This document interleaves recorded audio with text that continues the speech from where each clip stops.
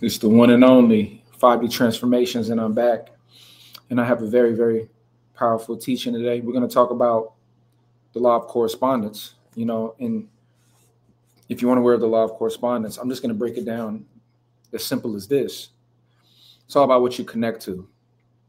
The law of correspondence is all about alignment. What do you connect with?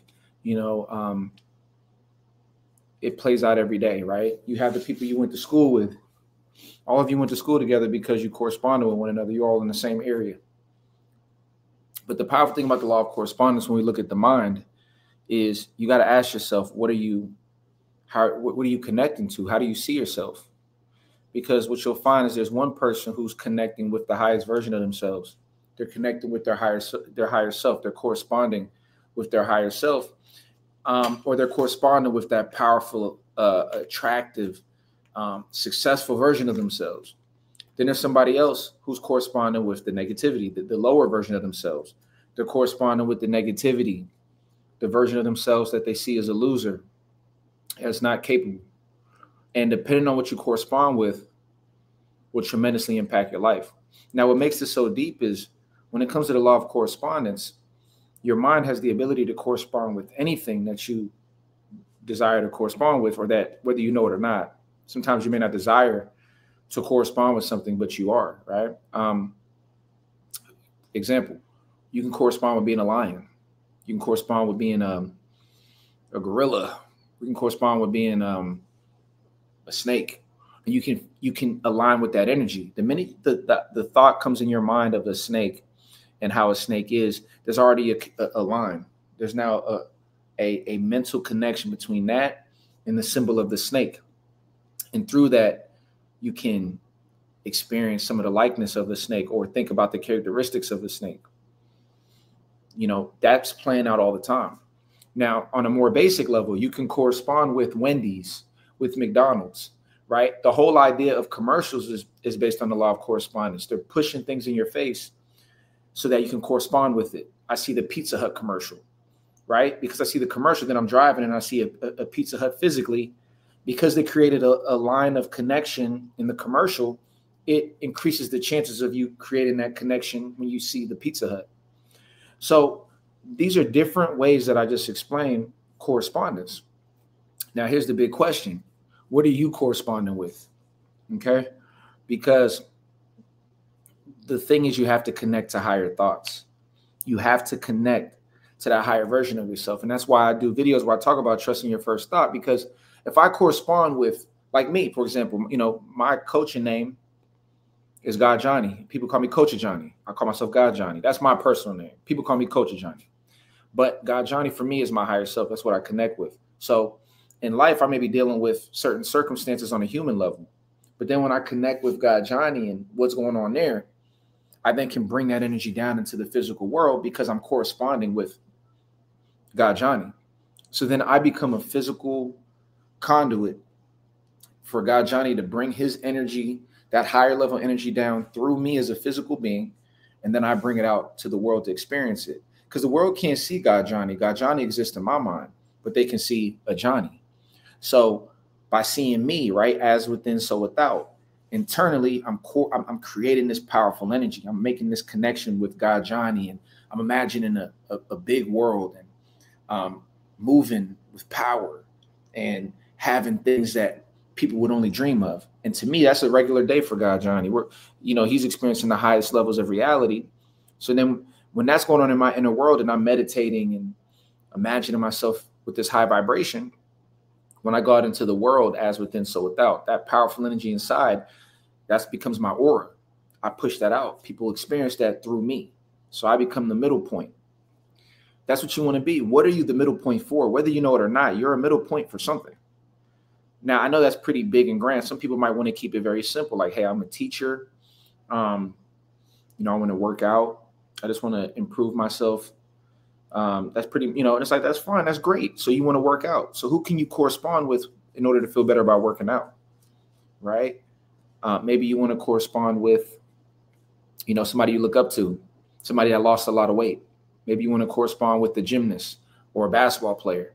And then from there, you correspond with that And then you're able to act that out. You're able to play play that archetype. That's the power of archetypes and symbols. We're all symbols at the end of the day. Like Martin Luther King is a symbol, but at first he was a human being. He became a symbol, but he was a symbol the whole time. And you got to think sometimes. Take the time to think, what am I a symbol of? Most people don't even realize they're a symbol of anything, right? People say, well, I'm a mother, I'm a father. You're correct. That's a symbol now. Now you're representing that. Now, how do you execute that, to represent that well? When you correspond with the mother or father, if you are a parent, are you corresponding with your past trauma? Oh, my mother abandoned me. My father did this. So now when you correspond with mother, there's a negative connotation there. In the next video, I'm going to show you how to deal with those negative thoughts when that happens, right? But boom, you can correspond with that. Same thing for a father, right? Are you corresponding with the negative or the positive? Oh, my dad was powerful dude, very smart. So when you think of a father, you think of something powerful. Even if you didn't have your father or mother in your life, you could still correspond with maybe a father you looked up to, or, an older figure that was there for you. But the whole idea is corresponding with things that are powerful, because through that's how you're able to beat out the negative thoughts, which are simply you corresponding with things lesser, things that bring you negativity. So with all that being said, don't run away, when it comes to experiencing negative thoughts, negative ideas. Don't run away just trying to make everything, oh, if this thought isn't something that I like, I'm going to correspond to something positive from a place of scarcity. You want to do it from a place of power. If there is something going on that is being framed as negative, there's nothing wrong with corresponding with something more powerful. And then looking at that situation from that place. Like, imagine if I'm dealing with a human situation. Oh man, I'm low on rent this month, something happened. Then I look at my higher self, and then I look at the situation from God Johnny's perspective. It becomes that much smaller. And I'm telling you this from experience. So this is practices that I do, and it works. You know what I mean? So that's my game for you today. You know what I mean? What are you going to correspond with? You know what I mean? Once you understand that, what you'll find is this, and this is the big gem I want to share. When you correspond with things that are negative, that's going to begin to settle in. You're going to have a negative energy, right? So the key is, what can you replace that negative thought with? What can you correspond with? So let's say we're looking at let's say we're looking at a sport we want to play and we feel like we're not good enough, right? Well, then the next best thought can maybe be, well, what sport was I good at? Oh, well, I was good at badminton or whatever. So then you go, well, I was good at badminton. That's the thought you want to continue with. Go down that form of thinking. You go, well, I was good at badminton. So if I'm good at badminton, I could probably translate it here. And now there you go. If you stick with this negative thought and then go down that pathway from negativity, you're going to find yourself going down this negative tunnel. And that's what happens to so many people. So it's all about picking a thought that's close. You might have a negative thought. You could still find a more positive thought in that same area. What is something that you are doing good in that area that's bothering you? And you can kind of transition over to that thought and then ride that wave. All right. So I'm going to do a part 2 on this. Appreciate you all listening. Make sure to check out the Patreon. It's the Pyramidian Coaching on Patreon. $50. You get access to all the courses. I also have the Pyramidian Gold one-on-one coaching. It's a monthly coaching membership where you get 4 individual coaching sessions with me throughout the month. I also work with you through the week. We go over your goals, and I do some accountability stuff for my people. So it's not like I just do one call and that's it. I'll check in during the week. How's everything coming along? What do we need to do?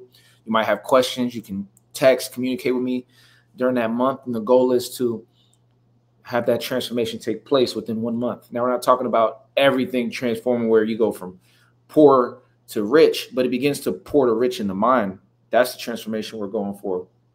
And then also taking physical steps to become rich and having things get in motion. So this is what I do with people. I'm a holistic performance coach. So I want to make sure that it doesn't matter what areas you're dealing with, I'm very well studied and ready to help all the clients. And that's what we do. You know what I mean? So make sure to check that out. And aside from that, I'll see you all in the next video. It's the one and only